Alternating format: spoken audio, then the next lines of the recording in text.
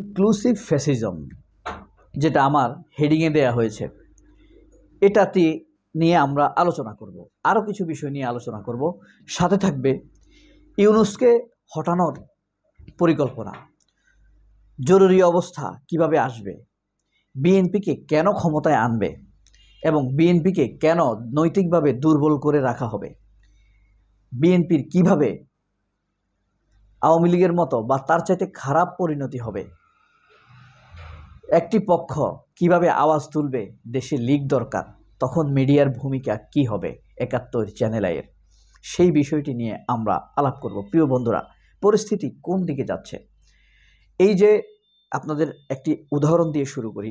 হাসনাত আবদুল্লাহকে আমাদের সেনাপ্রধান যে বলেছেন, থ্রেট দিয়েছেন যে রিফাইন্ড আওয়ামী লীগ এনে কিছু ক্লিন ইমেজের লোককে নেতৃত্ব দিয়ে আওয়ামী লীগকে যদি ইলেকশনে আনা হয় তাহলে এই ইলেকশনটা ইনক্লুসিভ হিসাবে আন্তর্জাতিক মহলে গ্রহণযোগ্য হবে। আপনি ওয়াকার, আপনি ইলেকশন নিয়ে ভাবার কি দরকার, এটি আমার প্রশ্ন। আর যারা আমার ভিডিও দেখছেন তাদের কি এই প্রশ্ন জাগে? তিনি সেনাপ্রধান, তাকে এখন তার প্রধান দায়িত্ব আইন শৃঙ্খলা রক্ষা করা। তার কি নির্বাচন নিয়ে ভাবার দরকার আছে? এটা ভাবার জন্য ডক্টর ইউনূস রয়েছেন। আমরা তার উপরে ১০০% আস্থা রাখছি। এখন কথা হলো, এটা কি আসলে ইনক্লুসিভ ফ্যাসিজম নাকি ইনক্লুসিভ ইলেকশন? ইনক্লুসিভ ইলেকশনের মুখোশের আড়ালে একটি ফ্যাসিজমকে আবার সামনে নিয়ে আনার চেষ্টা করছেন ওয়াকার। তিনি এটি শুধু তাই করেননি, তিনি হাসনাত আবদুল্লাহর মতো একজন ছাত্রনেতাকে থ্রেট করেছেন, ইউ পিপল নো নাথিং, তোমরা আসলে কিছুই জানো না, ইউ হ্যাভ নো এক্সপেরিয়েন্স, তোমাদের কোনো অভিজ্ঞতা নাই, এসব বলে তিনি তাদেরকে ছোট করার চেষ্টা করেছেন।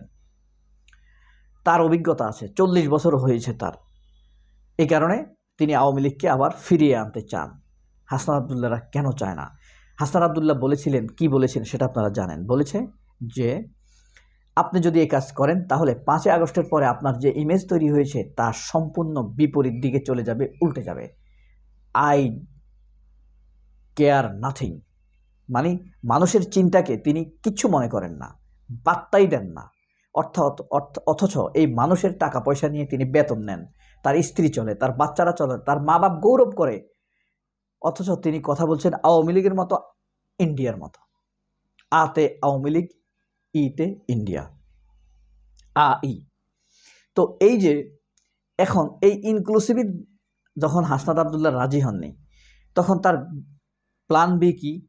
যেমন ইউনূসকে হটিয়ে দেওয়া, অস্থির করে দেওয়া, জরুরি অবস্থার দিকে নিয়ে যাওয়া, বিএনপিকে ক্ষমতায় আনার চেষ্টা করা, বিএনপির ইমেজকে নষ্ট করে আবার বিএনপিকে ক্ষমতা থেকে হটিয়ে দেওয়া, বিএনপির পরিণতি যেন লীগের মতো হয়, এই প্ল্যানগুলো তিনি একের পর এক করতে থাকবেন। সেটা কিভাবে, ধারাবাহিকতা একটু বললে আপনারা স্পষ্টতর বুঝতে পারবেন। ইনক্লুসিভ ফ্যাসিজম মানে ইনক্লুসিভ ইলেকশন, ইনক্লুসিভ ইলেকশনের কথা বলে সুন্দর একটি নাম দিয়ে আসলে ইনক্লুসিভ ফ্যাসিজম নিয়ে আসতেছে। মানে ইলেকশনের আড়ালে থাকবে ফ্যাসিজমকে ফিরিয়ে আনার পরিকল্পনা, যেটা করে যাচ্ছেন তিনি। প্রথমে চেষ্টা করছে তারা ডক্টর ইউনূসকে হটানো। প্রথমে তো ইউনূসকে চাই নাই এই ওয়াকার, এখন চাইতেছে ইউনূসের ইমেজ নষ্ট করে, দেশ ঠিক নাই এসব বুঝিয়ে ইউনূসের ইমেজকে নষ্ট করা।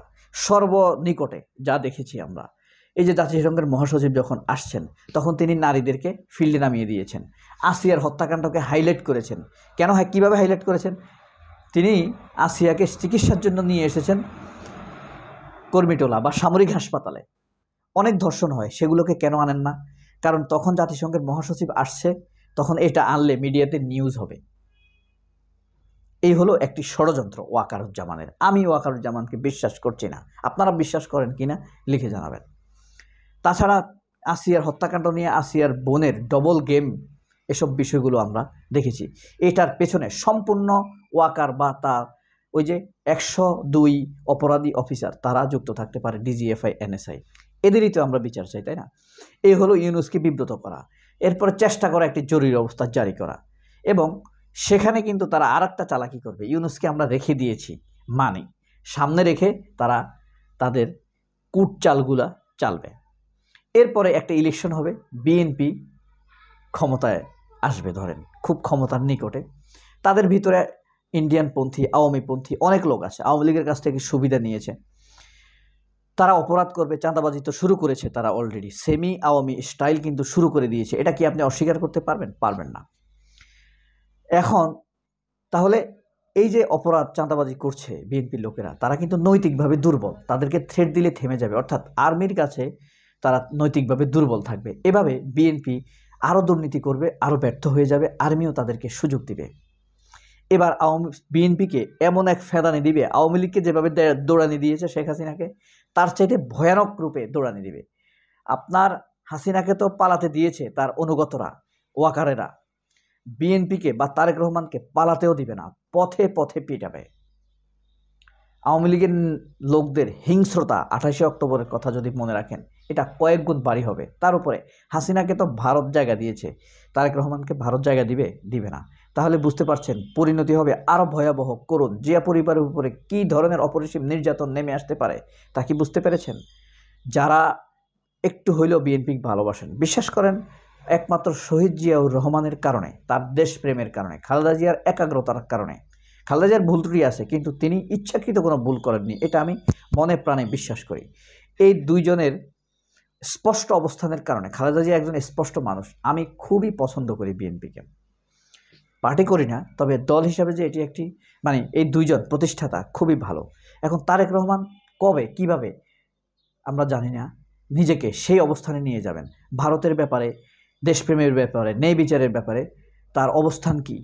কোনো জায়গায় কেউ আহত হলে, যেমন আসিয়া, এরকম কেউ নিহত হলে সেই পরিবারের দায়িত্ব নেন তারেক রহমান, এটি একটি ভালো দিক। এটি কিন্তু হাসিনাও করতেন, কিন্তু এটা একটি স্ট্যান্ডবাজি মনে করে মানুষ। আপনাকে সাজাতে হবে একটি সিস্টেম। 2, 4, 10 জন মানুষের দায়িত্ব নিলেন, পড়াশোনার দায়িত্ব নিলেন, এগুলা মানুষ এখন গ্রহণ করে না। এই কাজগুলো হাসিনা করত।